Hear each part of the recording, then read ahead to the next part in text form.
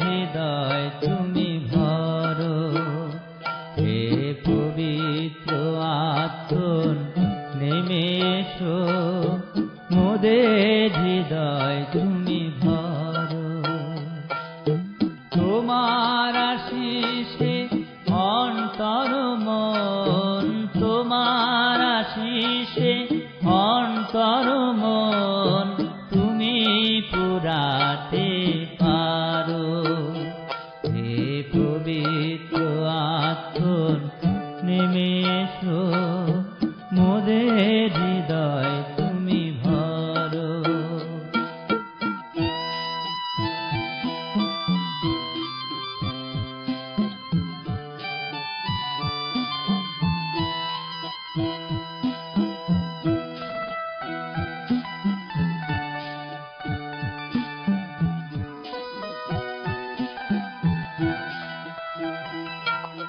সমবেত মোরা হয়েছি হেথা, মোদের আশা যেন না হয় বৃথা। সমবেত মোরা হয়েছি হেথা, মোদের আশা যেন না হয় বৃথা। তোমার প্রতাপে সবে পূর্ণ করে, তোমার প্রতাপে সবে পূর্ণ করে, জগৎ মাঝে তুলে ধরো। হে পবিত্র আত্মন নেমে এসো, মোদের হৃদয় তুমি ভরো।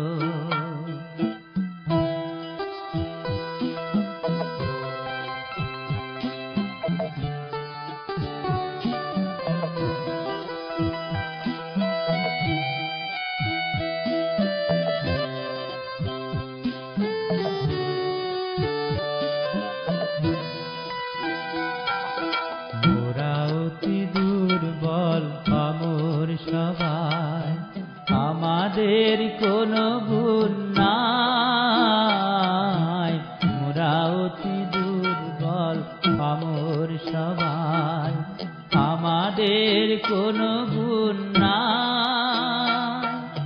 তোমার নিজের পরশ পেলে, তোমার নিজের পরশ পেলে, নতুন জীবন মোরা পাই।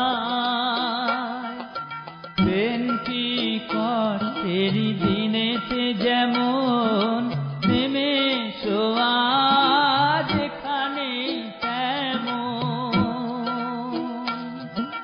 পেন্টিকস্তের দিনেতে যেমন নেমে এসো আজ এখানে তেমন।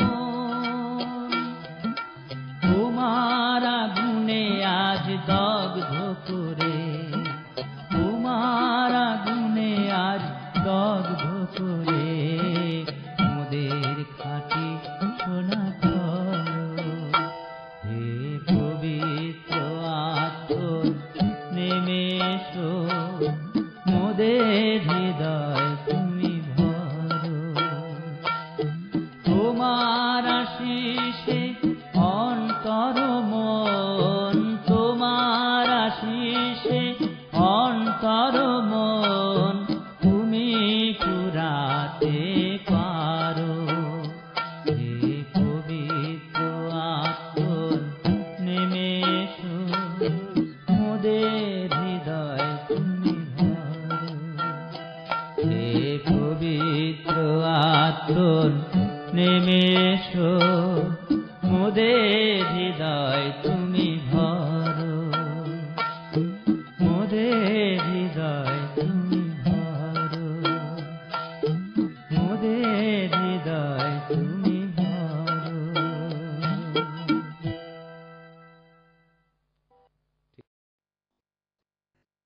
প্রভু, তোমার বাক্য আমার চিত্তের ধ্যান তোমার দৃষ্টিতে গ্রাহ্য হোক।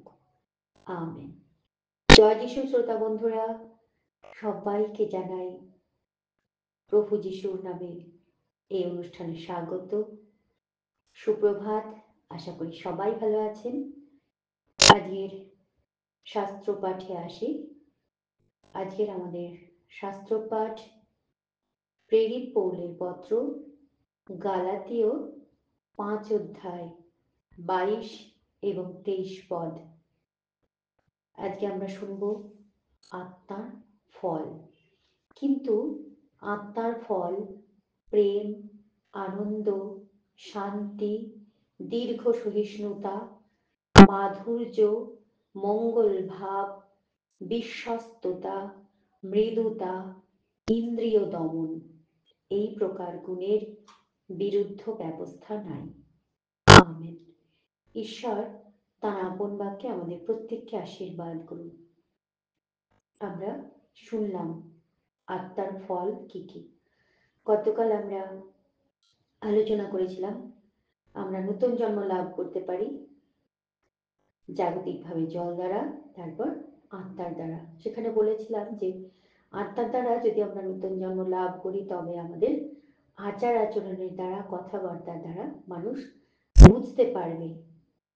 ঈশ্বর তো খুশি হবেনি, তৎসঙ্গে আমরা যাদের সঙ্গে ওঠা বসা করব তারাও বুঝতে পারবে যে আমি আত্মার দ্বারা চালিত হচ্ছে। আত্মা অর্থাৎ পবিত্র আত্মা।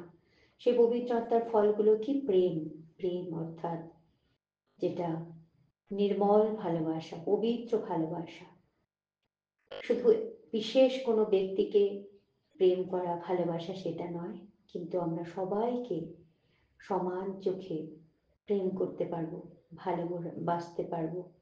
কোনো মানুষ হোক কিংবা কোনো প্রাণী হোক কি উদ্ভিদ হোক, আমরা সমস্ত কিছুকে মানে কারোর প্রতি আমাদের বিদ্বেষ বিতৃষ্ণা কোনো কিছুই থাকবে না। মানুষের প্রতিও না, ঈশ্বরের প্রতিও না, কোনো প্রাণীর প্রতিও না।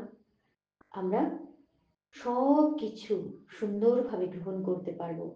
ভালো মন্দ যাই আসুক, যে অবস্থাতেই পড়ি না কেন, আমরা সমস্ত কিছুকে ভালোবাসার সঙ্গে গ্রহণ করতে পারবো, সব পরিস্থিতির সঙ্গে। আমার আচার আচরণের দ্বারা, কথাবার্তার দ্বারা সেই প্রেম বা ভালোবাসা যখন প্রকাশ পাবে তখনই বোঝা যাবে যে আমার মধ্যে আত্মা অর্থাৎ পবিত্র আত্মার উপস্থিতি রয়েছে। আর কি? আনন্দ। সর্ব অবস্থায় আমরা আনন্দ করতে পারবো, তাই না?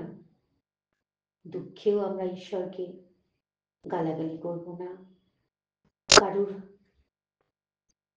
যদি কোনো আনন্দের বিষয় হয়, আমার দুঃখ নিজের কাছে, তার কাছে প্রকাশ না করে তার সঙ্গেও আনন্দে অংশ নিতে পারবো। যে কোনো অবস্থায় আমরা সবসময় আনন্দে থাকতে পারবো। সেই আনন্দ কি জাগতিক আনন্দ? কখনোই না। যদি পবিত্র আত্মার উপস্থিতি থাকে আমাদের অন্তরে, তাহলে সেই আনন্দ হবে ঐশ্বরিক আনন্দ, যে আনন্দের কোনো শেষ হয় না। আমার আচার আচরণের দ্বারা সেই আনন্দ প্রকাশ পাবে। শান্তি। শান্তি আমরা কে না চাই, কিন্তু পারি না শান্তিতে থাকতে। শান্তিরাজ যিনি প্রভু যিশু, আমরা যদি তাঁকে অনুসরণ করি তাহলে আমরা সর্ব অবস্থায় শান্তিতে থাকতে পারবো। যে কোনো পরিস্থিতিতেই আমাদের শান্তির অভাব হবে না, তাই না? নিজেও শান্তিতে থাকতে পারবো, অন্যকেও শান্তি দিতে পারবো।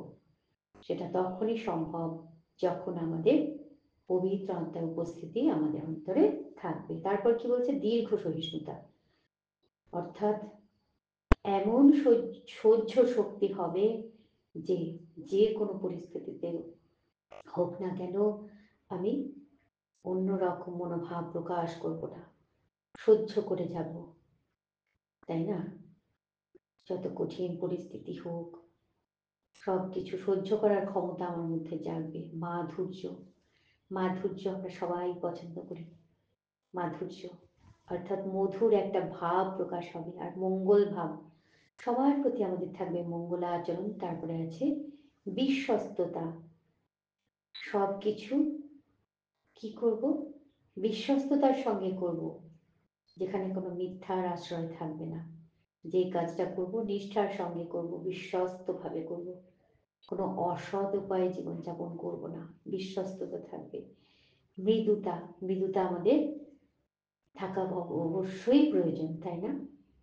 এই মৃদুতার অভাব হলে, আমরা যদি নম্রতা বা মৃদুতা এটা যদি আমাদের মধ্যে না থাকে, তাহলে অনেক সময় অনেক সমস্যা তৈরি হতে পারে আমার দ্বারা।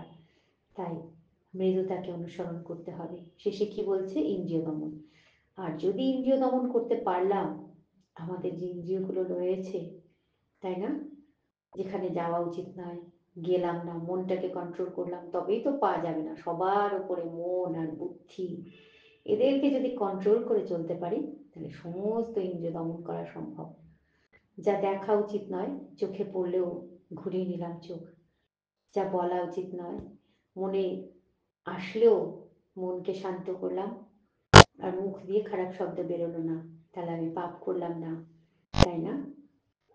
আমরা অনেক পাপ করে থাকি, স্পর্শের দ্বারা, কথার দ্বারা, তাই না? কথার দ্বারা আর চিন্তার দ্বারা বোধহয় আমরা সবচেয়ে বেশি পাপ করি, কাজের চাইতে বেশি। তাই আমাদেরকে মনকে সবার আগে কন্ট্রোল করতে হবে, বুদ্ধিকে সঠিকভাবে ব্যবহার করতে হবে, কথা চিন্তা ভাবনা সঠিকভাবে করে তবেই কথা বলতে হবে। আর যখনই কোনো কাজ করব, তখনও খুব চিন্তা ভাবনা করে বুঝে শুনে কথা বলতে হবে। আর যদি ডিসিশন নিতে না পারি যে এই কাজটা আমার দ্বারা করা উচিত হবে কি না, তাহলে সর্বশক্তিমানের কাছে শক্তি চাইব, প্রার্থনা করব, তার ওপর ছেড়ে দেব, তিনি আমাকে নিশ্চয়ই বলে দেবেন। কেননা তিনি বলছেন, আমি তোমার চিন্তার ভার নিয়েছি, আমি তোমাকে বুদ্ধি দিব, তাই না? আমি তোমাকে বুদ্ধি দিব, তোমার উপরে দৃষ্টি রাখিয়া তোমাকে পরামর্শ দিব। খুব ভালো লাগে গীত সংহিতা 32 সংখ্যায় 8 পদ যখন শুনি, যখন পাঠ করি, আমি তোমাকে বুদ্ধি দিব, তোমার গন্তব্য পথ দেখাইব, তোমার উপরে দৃষ্টি রাখিয়া তোমাকে পরামর্শ দিব। এই পরমেশ্বরের পরম একটা প্রতিজ্ঞা আমাদের প্রত্যেকের জন্য। বুদ্ধি দেওয়ার জন্য তিনি আছেন, তিনি আমাকে পথ বলে দেবেন, তিনি আমার উপর দৃষ্টি রেখে আমাকে পরামর্শ দেবেন। তাহলে আমি যখন বুঝতে পারছি না যে এটা করবো কি করব না, তখন প্রার্থনা করব, প্রভুকে বলবো, প্রভু তোমার সেই প্রতিজ্ঞা, সেই প্রতিজ্ঞা অনুসারে আমাকে বুদ্ধি দাও, তুমি আমাকে চালাও প্রভু, তুমি আমাকে পরামর্শ দাও। তিনি নিশ্চয়ই আমাদের প্রার্থনা শুনবেন। আর তার কাছে আমরা প্রার্থনা করব আজকে যে ফলগুলো আমরা পড়লাম, সেগুলো যেন আমাদের মধ্যে দেখা যায়। চলুন আমরা প্রার্থনা করি, তিনি আমাদেরকে নিশ্চয়ই সাহায্য করবেন। প্রেম, আনন্দ, শান্তি, দীর্ঘ সহিষ্ণুতা, মাধুর্য, মঙ্গল ভাব, বিশ্বস্ততা, মৃদুতা, ইন্দ্রিয় দমন করতে পিতা ঈশ্বর আমাদের নিশ্চয়ই সাহায্য করবেন। চলুন আমরা প্রার্থনা করি।